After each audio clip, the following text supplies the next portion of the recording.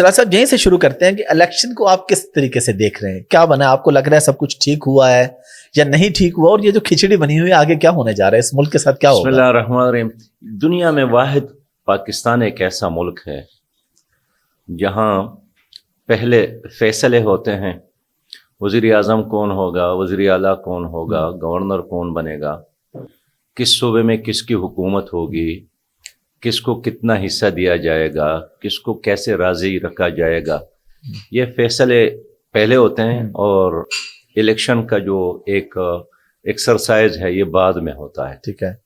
اور آج کا جو ووٹر ہے وہ تو یہی سمجھتا ہے کہ شاید پہلی بار یہ ہوا، لیکن یہ اس ملک میں ایک طویل عرصے سے یہی چلا آ رہا ہے.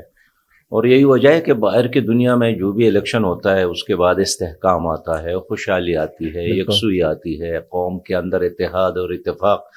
جیتنے والا ہے ہارنے والے کو ہاتھ سے پکڑ کر ساتھ چلانے کی کوشش کرتے ہیں، ہارنے والا جیتنے والے کو مبارکباد دیتا ہے. پاکستان میں ہر الیکشن کے بعد ایک اور فساد، پھر ایک اور فساد، پھر ایک اور فساد، اور انہی میں پھر یہ 5 سال قوم کے مزید ضائع ہو جاتے ہیں. تو ابھی کیا بننے جا رہا ہے؟ کبھی کہہ رہے ہیں وہ پیپلز پارٹی فلاں کے ساتھ اتحاد کر رہی ہے، ایک تو باقیوں کے حوالے سے بتائیں، اور جماعت اسلامی کا کیا سٹانس ہے؟ آپ کے ساتھ کس کس نے رابطہ کیا ہے کہ آپ ہمارے ساتھ تعاون کریں؟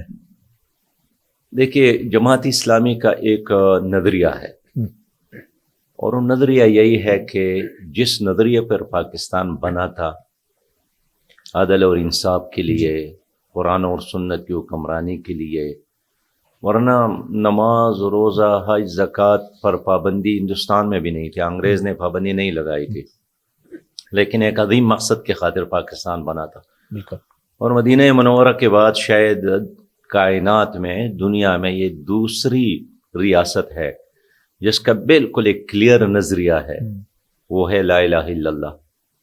نہ مسلک کی بنیاد پر یہ ملک بنا ہے، نہ قومیت کی بنیاد پر، نہ کسی علاقائی مفادات، نہ معاشی مفادات کی بنیاد پر.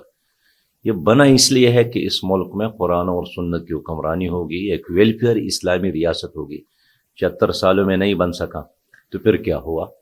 ہوا یہی کہ 35 سال یہاں فوجی جرنیلوں نے حکومت کی تو بھی پاکستان کامیاب نہیں ہوا، ناکامی کی طرف آگے بڑھا. اور جو بقیہ 35 سال ہے ان کے گملوں میں جو سیاستدان پلے ہیں اور بڑے ہیں، انہوں نے حکومت کی اور انہوں نے بھی پاکستان کو ایک قدم بھی آگے نہیں بڑھایا. اس لیے آج وہ جغرافیہ آپ کے ساتھ نہیں ہے جو 1947 میں تھا، وہ نظریہ نہیں ہے، اچھا وہ شناخت بھی نہیں ہے، یعنی آپ کو یہاں پاکستانیت نہیں ملے گی. تو جماعت اسلامی آج بھی یہی سمجھتی ہے کہ اگر یہ تمام تجربات ناکام ہو گئے تو ایک موقع اس ملک میں اسلامی نظام کو دینا چاہیے. جماعت اسلامی کل بھی لوگوں کو بلا رہی تھی اللہ اور رسول کے طرف. اللہ اور رسول کے نظام کا مطلب عدل اور انصاف ہے، قانون کی حکمرانی ہے، اور آج بھی ہم بلائیں گے.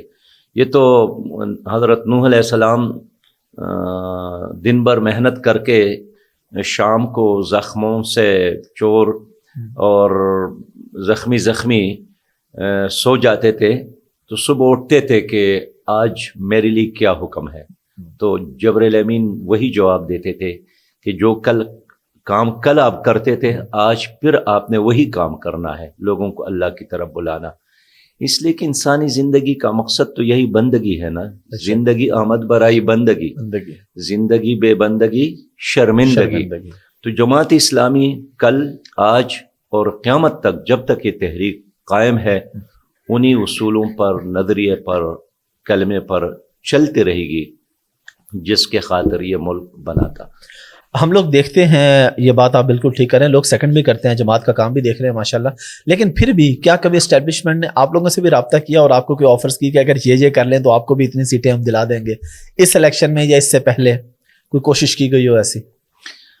اصل میں اسٹیبلشمنٹ وہ نہیں ہے جو آپ ملک میں جس کو سمجھتے ہیں، ایک عالمی اسٹیبلشمنٹ ہے. ٹھیک ہے. اور اس عالمی اسٹیبلشمنٹ کا ساری اسلامی دنیا پر نظر ہے. ٹھیک ہے. وہ کبھی بھی ایسی قیادت کو آگے آنے نہیں دیتا ہے جو ان کے کاس کے مخالف ہو، جو ان کے مفادات کے راستے میں روڑے اٹکائے، اب جو عالمی اسٹیبلشمنٹ اور جماعت اسلامی ہے یا اسلامی تحریک ہے، عالمی سطح پر ہمارے اور ان کے مفادات بالکل مختلف سمت میں ہے. ٹھیک ہے. باقی جو بھی لوگ آئیں گے، مجھے خود ایک یورپی یونین کے ایک ملک کے سفیر نے بتایا کہ people party, Muslim league, P T I کوئی بھی یہ الیکشن جیتتا ہے ہمیں کوئی اس پہ اعتراض، اس لیے کہ آئیں گے تعلیمی نظام وہی، معاشی نظام وہی، آئی ایم ایف اور ورلڈ بینک کے قرضوں پہ چلی گئی وہ حکومت، ہمیں آپ سے خطرہ ہے اس لیے کہ آپ کے ساتھ ایک متبادل نظام ہے. تو ہم نے کہیں الیکشن جیتا بھی ہے، جس طرح مصر میں ہمارے دوستوں نے الیکشن جیتا لیکن عالمی اسٹیبلشمنٹ نے اس کو بھی قبول نہیں کیا. الجزائر میں ہمارے دوستوں نے الیکشن جیتا، عالمی اسٹیبلشمنٹ نے اس کو بھی قبول نہیں کیا. تو ہم سمجھتے ہیں کہ یہ اور افسوسناک چیز ضرور ہے کہ جو پاکستان کے یہ اختیار مند ادارے ہیں جن کا ایک فعال اور مؤثر اور ہمیشہ سے ایک بڑا ہولڈ رہا ہے، وہ بھی اس پاکستان کو ایسے آزاد اور ایک آزاد جمہوری نظام میں جانے کو نہیں دیتے. لیکن بہرحال جن سے آپ قرضے لیتے ہیں ان کے ڈکٹیشن بھی آپ کو قبول کرے گا کہ کون حکمران ہوگا اور کون حکمران نہیں ہوگا. اس لیے اب تمام اسلامی دنیا کی حکمرانوں کو دیکھ کے انہوں نے اپنے لوگوں کو مسلط کیا ہے، اور پاکستان تو ان تمام اسلامی دنیا میں سب سے اہم ملک ہے. اس کو وہ کیسے اگنور کر سکتے ہیں کہ چلو اس پہ کوئی توجہ نہ دو.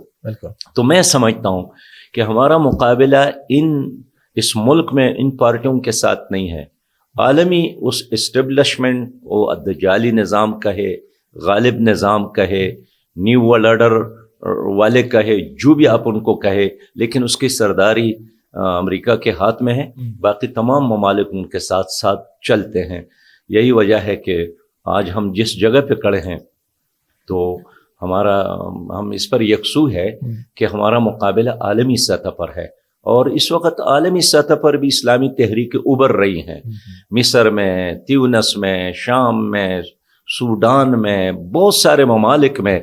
تو جو تبدیلی آئے گی آپ دیکھیں گے حافظ صاحب کہ وہ ایک گلوبل مارچ، جو اسلامی مارچ اس وقت جاری ہے، تو جو انقلاب اور تبدیلی آئے گی وہ بھی انشاءاللہ گلوبل تبدیلی ہوگی.